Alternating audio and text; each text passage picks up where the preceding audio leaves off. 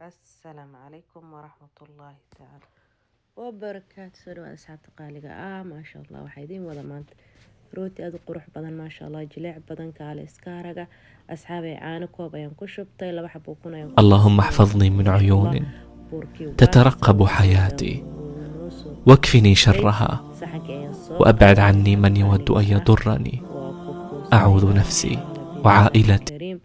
وكان واكو كوسنا أصحاب تقالقة إن شاء الله وفين كاين كيسنينا مردو نلا socod wanaagsan asxaabay rooti waxaa la rabaa kaale iskaaraga qurux badan jileec badan inuu kasoo baxo waaw inaba caadi maaha asxaabta qaaliga idin lama wadaagi markaa oofinka gelinayay sorry about that ayaan idin leeyahay rootiga markii lasoo kariyey anyway sidaas quruxda badan ayuu kasoo baxay jileeca badan maasha allah channelka subscribe noo saara haddii aad ka hesheen videoga like share comment as walaalahaaga la wadaag maasha allah.